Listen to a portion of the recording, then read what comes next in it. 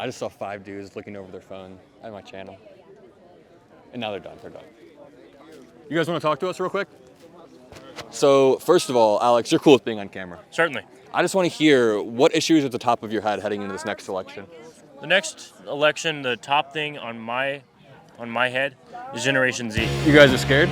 Oh, I'm not scared at all. No, I don't mind talking to you, but not really my place to speak for the group. You're scared, just say it. Objective was blind, you were always looking for a fight.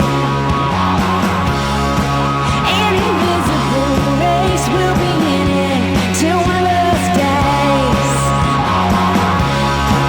You went back in time today, expecting me to do the same. So can we expand on this idea that the election was stolen real quick?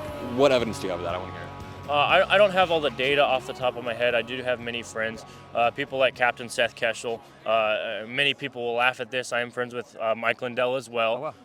I'm friends with all of the people who are doing the election fraud analysis stuff. I've looked at it. I don't understand it. But what we've seen is,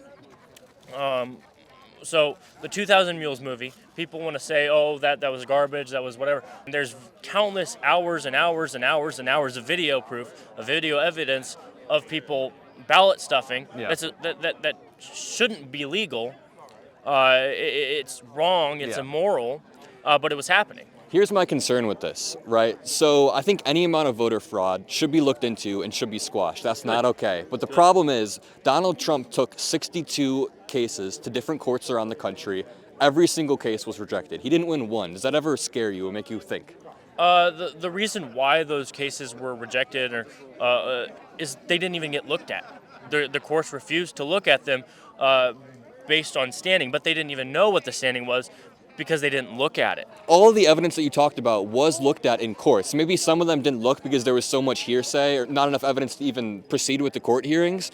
But for example, have you ever seen the video of the ballot boxes being pulled out from under the table? Yes, sir. Do you remember what happened when that video was brought to court? No, I don't know. So they brought that to court, and there's this 10-second clip. We were just talking about 10-second clips earlier. There's a 10-second clip where they pull the ballot boxes out, and it looks really bad. But then when the judge looked at the 16 hours of footage from that whole day, he saw that earlier in the day it was placed there completely legitimately by the Democrat and Republican poll clerks. But those are not suitcases. 11 Alive has confirmed they're the standard ballot containers used by Fulton County. They've investigated this repeatedly. They had a monitor on site the entire time. And frankly, this has been debunked for weeks. So we see a pattern that arises where every single time some evidence is brought to courts, like an actual legitimate court, and not just in a documentary, it's not just shown in a documentary, it's brought to a legitimate court, it gets shot down. And that kind of scares me. I don't know if it scares. I think it scares me in the fact that, I think we disagree on this. That's fine. There were many cases, most cases that weren't even looked at. Mm-hmm. That's just the facts, okay? Mm-hmm. And if we look at these things and understand what is actually going on, go look at Captain Seth Keshel's telegram, okay? What we see is the numbers lined out, line by line, data by data, of fraud all over the place. Another guy, his name is Dr. Douglas Frank. Mm-hmm. He's another election fraud expert. Dr. Frank, yeah. He lines it out line by line. Mm-hmm. He lines it out number by number. Mm-hmm. He crunches down these things. Yeah. Mathematicians, scientists, they've looked into this stuff. They understand what's going on. Then there's also the machines, as I talked about, Mike Lindell I'm friends with. So I guess when looking at these things, you have to weigh the credibility of each source, right? So I want to ask you, do you trust Mike Pence at all when he says the election wasn't stolen? I don't trust Mike Pence, period. Let me ask you, do you trust Bill Barr at all when he says the election wasn't stolen? No. Do you trust Mark Meadows at all when he says the election wasn't stolen? No. You don't trust the 60 courts that Trump brought evidence to? No.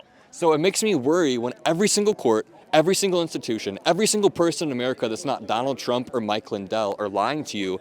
And I'm going to go back to my point. When you weigh the credibility of these people, do I believe every single institution, which sure, they're flawed, or do I trust Mike Lindell? Probably the institutions that are upholding our democracy, right?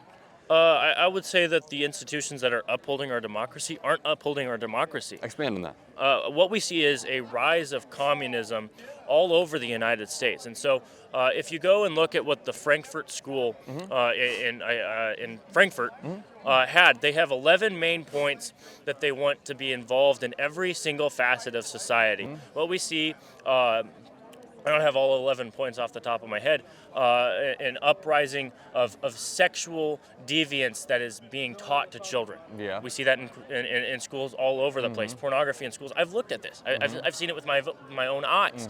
It's disgusting. The pornography? Yes. Not that in books. What's the definition of communism in your eyes? I don't have the definition of communism all over. I have the points, what these things look like. I don't have the definition of it. Yeah, that's okay. What we see right now is indoctrination of Generation Z all over the place. And what the DNC has done is they've taken millions and millions of dollars to put into TikTok influencers so they can indoctrinate my generation with their lies. And President Trump is one of the greatest presidents of all time. Yeah.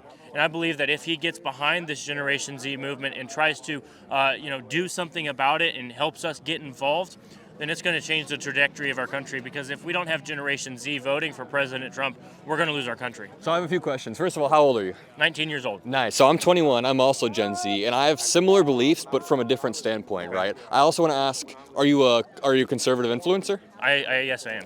In what way do you think Gen Z is being indoctrinated? Can you expand on that? Yeah, certainly. So what we have, as I just said, the DNC has paid people to promote just the headlines. Yeah. And they'll take videos of President Trump drinking water with both of his hands, and they'll say, "Look at this! President Trump is unfit for office because of the way that he's drinking water." To be fair, don't both sides take 10-second clips out of context and try to push them? Yeah. That is very true. And so I think that the conservative side needs to do a better job at not doing that. We are on the side of truth. We are on the side of light. So I'll give you some of my opinions on what I think the problem with Gen Z is. I think you're almost right. TikTok is definitely pervasive and spreads a lot of misinformation, but I don't think the liberal movement can be blamed on TikTok. So if you look at the broader trends, Gen Z is overwhelmingly progressive, right? Like 60% of us vote blue, like 80% of us support gay marriage, like 80% believe in climate change. These are all core tenets of our generation. So are any of those things you disagree with? No, I don't disagree with you. I think what we see on TikTok is, as I've said, the DNC has paid them hundreds of thousands of dollars. They've reached 67 millions of people with their lies and propaganda. That's just the facts, okay? And conservatives haven't done anything about that. The RNC has created a youth advisory council to try and, fight against it, but what they've done is, as I'll name names, Brylan Hollyhan, the person who's in charge of it, has only grown his social media following on Instagram. He hasn't done anything to get youth involved. Yeah. He hasn't done anything to get my generation to do the right thing to save America. Yeah. That's not happening on the right side. Yeah. That's happening on the liberal side, and it's driving our country into a hole. So you want to see a counter movement to I do. the online I do. conservative, and Yes. I actually respect that, because one of my main things about democracy is that you can mobilize voters and that you don't have to do like a ton of weird shit, So I do appreciate the fact that you're trying to mobilize people. As a Gen Z Trump supporter, why do you like him so much? I like President Trump because he actually got stuff done, despite the fact that they say, "Oh, we didn't get anything done. No, we didn't do the border. Oh, we didn't do this or that." No, he actually got stuff done. What did he get done that you enjoy? The lowest unemployment rate of all time, low taxes, low gas prices, low grocery. So something that most people don't understand is the higher the gas prices, that means that the higher the grocery prices. Yeah. The reason why is because you need gas to get the groceries to other places. Can you point to a specific policy that Trump passed that caused these low prices? Because as far as I'm aware, the big thing that he passed was tax cuts for really large corporations, which I'm not sure if that directly translates to what you're saying. I think I'm not sure as far as what the tax policies off the top of my head. Yeah, that's fine. But what I do know is that what we see right now is a worse economy for everybody. Well, to be fair, things started to get really bad under Trump during COVID, right? That's when the economy really started to tank.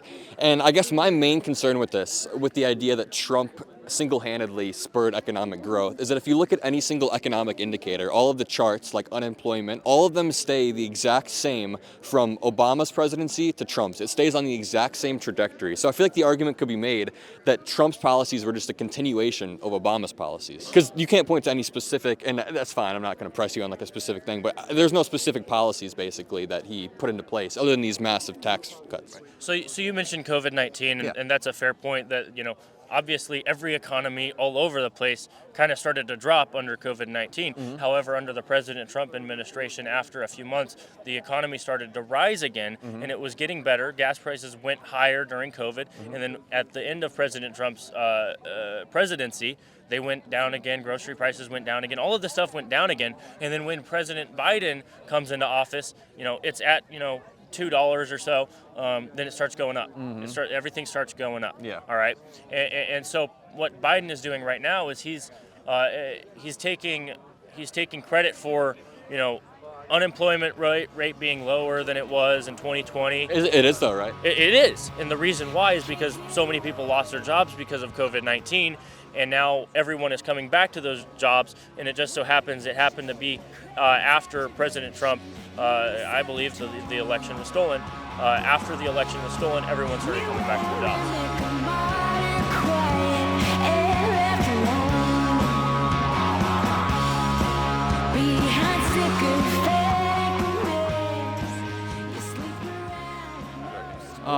I like the gloves. We just bought them here. We're libs, but we support the Trump ecosystem. We're buying merch and stuff. Are you accelerationist libs? Yeah.